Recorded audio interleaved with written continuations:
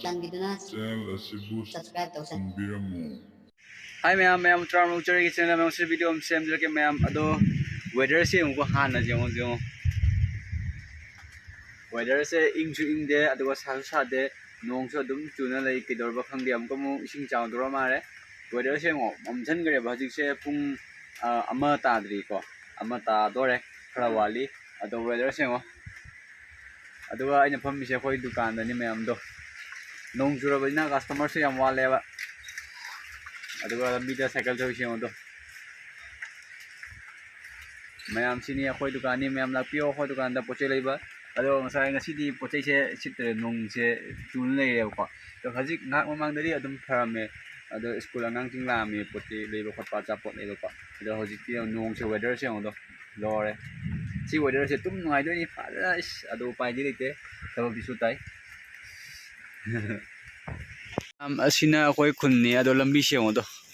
loina kai na lore ba ko si lambi se kai ba dagi di gari se amdo chendre jengo sini weather nong chori aduga jengo do ahing nang nung thang ahing su nong heida isina ado ising se amuk chaw do khangde jengo do ina khoi thang na bayum mayam ado akhoi dukan da kai oli ai uchar ke acha ya poche yam jon de da dukan se sa dre ba ko dukan se sa ge to ba ado khara matam se khara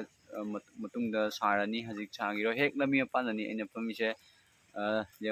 yam da sumi ka mai te ko chak chare to chak cham kom la me ada so ngang ani kang lai do am sida shampoo leire aduga sida poche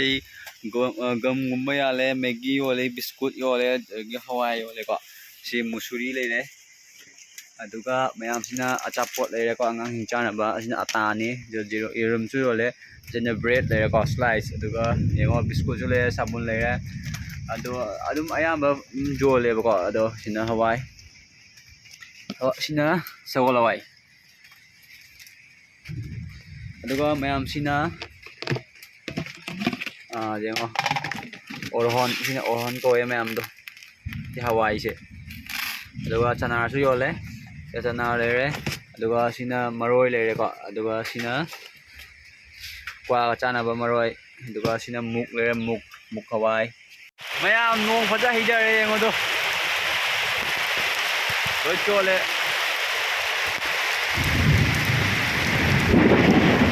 do khai de anh chưa được chưa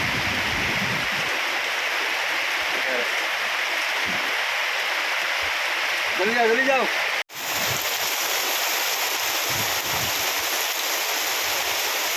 जेगो दुकान से कुछ पनी ना को इसिंग लोई चंगे मनुंग दा दुका सी यो तीन चीज हो रे जे जो हो रे से ngo tin che mal le ko hana gini aduga som sa de se ho re si de u si sai si matum lai ni ba ko ado dukan se cha chahi ani phare se yo si tin je loya phibam mu kai aduga ai hijika jalam ba sing do ga loi tamme loi chol ani aina ado hijika nong kha ki bai bu kyam gra au khak pani ba ko aduga thong loi lon sa la lai ni ado yang se tin ji loina nan thare ba si se ingat tadi ya roi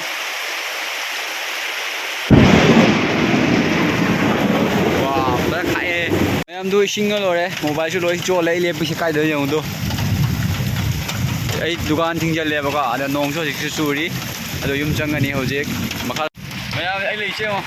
loi chol le dukan gam loi chol le thing la me ba ko tal le horen nong hang ga mung hang do ga ado na mung bisikot ka ya roi ado imung jang ga mayam sumang yengo sumang ai singa lore nan da thon mani lebak se ado si tholom dra di atai chu lore mani ba ko ado ei kai je oi ka ga jang ga ado mayam ai haji imung change mayam na sai da ane ki hom ma utpa do ado paliba pandriba yengu se ba ko ado matam di kusale ai changai mafam che ngasai nong churam bagi lore ado palam gada badi mandre mem pani paliye ꯈꯔꯒ ꯋꯥꯠꯂꯤ ꯌꯥꯝ ꯋꯥꯠꯂꯤ ꯁꯤꯗꯤ ꯊꯥ ꯑꯃ ꯑꯅꯤ ꯆꯪꯒꯗꯣꯏ ꯃꯥꯜꯂꯤ ꯑꯗꯣ ꯑꯩ ꯂꯩꯁꯤ ꯋꯥꯈꯣꯡꯗꯅꯤ ꯃꯌꯥꯝ ꯑꯗꯣ ꯅꯣꯡꯁꯨ ꯍꯟꯗꯛ ꯅꯣꯡ ꯌꯥꯝ ꯆꯨꯏꯀꯣ ꯑꯗꯣ ꯄꯨꯈ꯭ꯔꯤꯁꯦ ꯑꯃꯨꯛ ꯄꯥꯊꯗꯣꯔꯦ ꯍꯧꯖꯤꯛ ꯄꯨꯈ꯭ꯔꯤꯁꯦ ꯃꯃꯥꯏ ꯌꯧꯁꯜꯂꯛꯑꯦꯕꯀꯣ ꯏꯁꯤꯡ ꯑꯗꯣ ꯑꯃꯨꯛ ꯑꯅꯤꯔꯛꯀ ꯆꯨꯔꯗꯤ ꯄꯨꯈ꯭ꯔꯤꯁꯦ ꯂꯣꯏ ꯄꯥꯊꯔꯛꯑꯗꯤ ꯉꯥꯁꯦ ꯂꯣꯏ ꯊꯣꯛꯈꯤꯕ꯭ꯔꯥ ꯈꯪꯗꯦ ꯂꯧꯕꯨꯛꯇ ꯉꯥ ꯂꯩꯕꯅꯦꯕ ꯁꯤ ꯄꯨꯈ꯭ꯔꯤꯁꯦ ꯑꯩꯈꯣꯏ ꯉꯥ ꯌꯣꯛꯏꯕꯀꯣ ꯑꯗꯣ ꯄꯨꯈ꯭ꯔꯤꯁꯦ ꯈꯔꯅꯤ ꯃꯇꯨꯡꯗꯗꯤ ꯐꯤꯁꯥꯔꯤꯡ ꯁꯦꯝꯗꯣꯛꯇꯣꯔꯕꯅꯤ ꯑꯗꯣ ꯌꯦꯡꯉꯣ ꯄꯨꯈ꯭ꯔꯤꯁꯦ ꯏꯁꯤꯡꯁꯦ ꯈꯨꯖꯥꯝ ꯑꯃ ꯖꯥꯝꯃꯦ ꯅꯍꯥꯟꯋꯥꯏꯗꯤ ꯏꯁꯤꯡ ꯑꯃ ꯂꯩꯇꯕꯗꯣ ꯍꯧꯖꯤꯛꯇꯤ ꯂꯣꯏꯔꯦ ꯃꯌꯥꯝ ꯑꯗꯣ ꯚꯤꯗꯤꯑꯣꯁꯤ ꯃꯇꯥꯡꯁꯤ ꯂꯣꯏꯁꯤꯟꯖꯔꯒꯦ ꯚꯤꯗꯤꯑꯣꯁꯤꯕꯨ ꯂꯥꯏꯛ ꯇꯧꯕꯤꯔꯣ ꯀꯣꯃꯦꯟ ꯕꯣꯛꯁ ꯀꯣꯃꯦꯟ ꯍꯥꯏꯔꯤꯕ ꯆꯦꯅꯦꯜ ꯁꯕꯁꯀ꯭ꯔꯥꯏꯕ ꯇꯧꯁꯟꯕꯤꯔꯝꯃꯨ ꯃꯌꯥꯝ ꯉꯁꯥꯏ ꯑꯩ ꯗꯨꯀꯥꯟ ꯐꯝꯕꯗꯣ ꯑꯗꯣ ꯈꯪꯍꯧꯗꯅ ꯅꯣꯡ ꯆꯨꯁꯜꯂꯛꯑꯦ ꯑꯗꯣ ꯑꯩ ꯊꯤꯡꯖꯤꯜꯂꯦ ꯍꯥꯡꯗꯔꯦ ꯍꯧꯖꯤꯛ ꯐꯥꯎꯀꯣ ꯍꯧꯖꯤꯛ ꯊꯦꯡꯖꯤꯜꯂꯦ ꯄꯨꯡ 2 3 ꯍꯦꯜꯂꯦ ꯄꯨꯡ 4 ꯇꯥꯗꯣꯔꯦꯕ ꯑꯗꯣ ꯅꯨꯡꯁꯥꯕꯨꯗꯤ ꯁꯥꯗꯣꯔꯦ ꯍꯧꯖꯤꯛ ꯗꯣ ꯁꯣꯝꯗ ꯌꯦꯡꯉꯣ ꯑꯗꯣ ꯚꯤꯗꯤꯑꯣꯁꯦ ꯃꯊꯪꯁꯤ ꯂꯣꯏꯁꯤꯟꯖꯔꯒꯦ ꯚꯤꯗꯤꯑꯣꯁꯤꯕꯨ ꯌꯥꯝ ꯇꯦꯜꯂꯦ ꯑꯗꯣ ꯈꯪꯍꯧꯗꯅ ꯑꯗꯨꯝ ꯚꯤꯗꯤꯑꯣꯁꯤ ꯅꯝꯕꯅꯦꯕꯀꯣ ꯑꯩꯅ ꯑꯗꯣ ꯕꯥꯏ ꯕꯥꯏ ꯃꯌꯥꯝ ꯁꯂꯥꯝ ꯃꯆꯥꯁꯤꯅ ꯆꯥꯔꯤꯁꯦ ꯋꯥ ꯃꯅꯥꯅꯦꯕꯀꯣ ꯃꯣꯏ ꯆꯥꯏꯁꯦ ꯑꯗꯨꯒ ꯁꯤꯅ ꯃꯄꯤ ꯂꯩꯔꯦ ꯃꯆꯥꯁꯦ ꯑꯃꯨꯛ ꯀꯌꯥꯝ ꯍꯥꯎꯅ ꯆꯥꯏꯅꯣ